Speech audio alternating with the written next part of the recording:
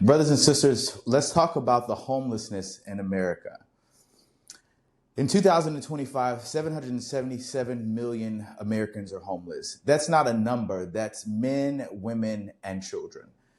That's families sleeping in cars, in tents, under bridges, and shelters, where the lights never go off. And projections say by the end of this year, it will climb to over 850,000. That's almost 1 million people. In the richest country, in the richest nation in the world, a country where billionaires who fly to space for fun, with skyscrapers that touch the clouds, with Wall Street's profits breaking records in the United States. And yet, we cannot keep a roof over the heads of our own people. You see, the numbers do not lie. Let's be real about this, ladies and gentlemen. Where do we stand in America with homelessness? In America, the rate is 23 people homeless for every 10,000 residents. In England, 43 out of 10,000. In France, 31 out of 10,000. But look at Finland, only 6 per 10,000, because they said housing is a right. They built a housing first model that works.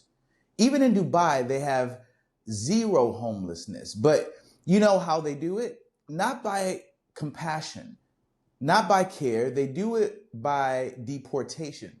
Lose your job, lose your visa, lose your home. And they put you on a plane back to where you came from. That's not mercy, that's exclusion.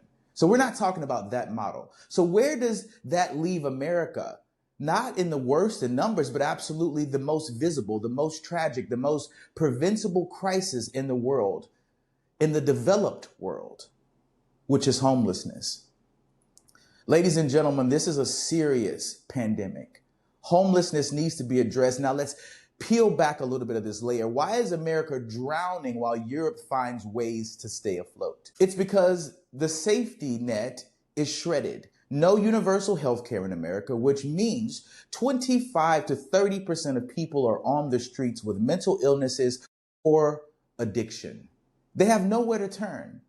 No paid family leave. Families who's hit crisis have to choose between rent and medicine, between keeping the lights on and putting food on the table. No robust unemployment benefits. You lose your job here in America and you're on your own. During COVID, evictions skyrocketed, kept millions away from housing. But when that ended in 2023, homelessness spiked 12% overnight. Europe kept subsidies in place, cushioned the blow, and kept people sheltered. In our scripture, in the lovely book of the Bible, in Galatians, it says, carry each other's burdens, and in this way you will fulfill the law of God. America has chosen to cut the cords, leaving families to carry their own burdens alone. In America, we have a saying, they say, pull yourself up by your own bootstraps. But what if you don't have any boots? What if there's no straps to pull? And let's not forget who feels the storm the hardest. In America, Black Americans are 3 times more likely to become homeless than our white counterparts. Not because African Americans are lazy, not because they lack ambition, but because of the generational inequality, the inequity, discrimination in lending, disproportionate policing, wage gaps. Meanwhile, in Finland and over in Europe, where housing is treated as a right, outcomes are equitable across groups. What does that prove, Gerald? It proves something important. Homelessness is not inevitable. It's a policy choice. In the good book, in Matthew, it talks about whatever you did for one of these, you did to the least of these. These brothers and sisters of mine, you did it for me. Whatever we're doing for others, we're doing it for God. Whenever we decide to house our people, we're doing it for God. Ladies and gentlemen, make sure you subscribe, turn on your notifications. Fearless Conversations. Thank you guys so much. Let's continue this conversation. Now, here's a bitter irony. America isn't broke. The money is here in America, but it's being misused. After 2020, the stimulus cash inflated housing prices by 40%. With no supply of houses increase, the wealth saw their assets grow. Families saw their rent double. Defense budget, $900 billion a year. Housing programs, 70 billion a year. Europe invests 1 to 2% of their GDP into housing. The US, 0.2. Europe coordinated $100 billion for housing between 2021 and 2027. Americans coordinated tax cuts, which gave away $2 trillion in tax cuts while people sleep on the freaking sidewalks. No one's attacking America. Tell me, what does it profit a nation to gain record stocks but lose its soul? We're soaring in the stock market. We have all this cash, but people are sleeping on the streets. Make it make sense. The math isn't mathing. Do we really care about our people? Do we really? And to add to this supply chain strangled by policy, let's talk about tariffs. Tariffs on lumbers and steel cost 15 to 20%, adding $10,000 to $20,000 per home. Deportation policy stripped away 15% of the construction workforce, most of them immigrant laborers, right? That's a whole nother discussion. But in 2024, only 1.4 million units were built. But we need 2.5 million a year to even keep up with this. This isn't an accident. These are choices that raise costs, delay projects, and feed the crisis. Every deported worker, every tariff hike, every stalled project, it doesn't just hurt markets. It pushes families into homelessness. We say that DOGE is saving America money, but where the hell is the money? The DOGE cuts. DOGE comes in the Department of Government Efficiency. It sounds good, right? The government is efficient. Efficient in what? Keeping people homeless? What did we do? Proposed cutting 50 to 84% of HUD staff. It delayed $3.6 billion in homelessness aid, stalled vouchers for 9 million Americans. They claim it saves $50 billion, but the fallout cost is over $100 billion. In shelters, policies, ER visits, and crisis response. Ladies and gentlemen, that's not efficiency, that's foolishness. It's the parable of the foolish builder who cuts corners on the foundation of America, which is homes. And when the storm came, the houses collapsed. How do we have all of this money as Americans, but we're poor?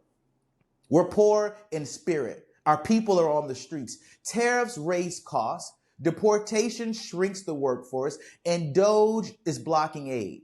No money is siphoned into tax cuts. The money is siphoned into tax cuts and defense. All of it together forms a perfect storm. Gerald, where is this going? The storm has a body count. 850,000 Americans projected homeless by the end of 2025. Europe has avoided this.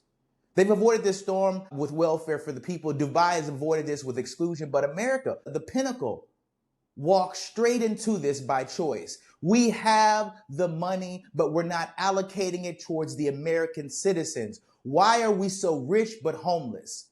Here's the truth. Homelessness is not a natural disaster. It's a man-made crisis.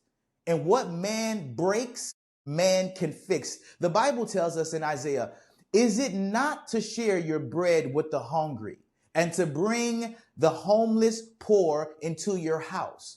When you see the naked, you cover them, and you do not hide yourself from your own flesh. We say we're Christians in America, but no one's taking in the homeless. We have bread, we have the money, we have the ability, but we lack the will, the desire to help others less fortunate. America's homelessness crisis is not about scarcity. It's about misplaced priorities. It's about a nation that has built missiles before it builds houses, that funds prisons before it funds shelters, that rewards the rich before it protects the poor. This strategy isn't working. Brothers and sisters, the call is very clear. If housing is not a right, then dignity is not a right either. And a nation that abandons dignity will one day answer to God for this. The question is this: will we fix the roof before the storm tears down the whole damn house of America? Or will we keep patching the leaks with excuses while our foundation of the society rots away? Choose today whom you will serve. Mercy, wealth, or justice. Power or the people. Because until America decides that housing is sacred, the crisis will only continue to grow. How are we the richest nation in the world, America? but our morals are poor. Our values are desolate. And we say we're a Christian nation, but homelessness floods our streets. It doesn't make sense. It doesn't make sense to God. It doesn't make sense to the mothers and the children who are sleeping in their cars because they do not have housing. But yet we are in the richest nation in the world. Where is the money? Where is the money, America? We need to stand up and ask for better supplements, better housing, better opportunities in the richest nation in the world. Homelessness is not a crisis. It's our priority to make sure that those who are impoverished financially, mentally, and physically get the best of our nation, not what's left of our nation. Ladies and gentlemen, please share this message. This needs to get out. Homelessness needs to stop in America. It's embarrassing. It's disgusting. And we can do better as Americans. Let's stand up. Let's speak loudly and help those children who are sleeping on the streets, mothers in cars, and on the sidewalks. This needs to stop. Please share this message. Like, share, and subscribe. This is Fearless Conversations. We're on Apple, Spotify, and YouTube. May God bless you. And I'll see you guys on the next episode.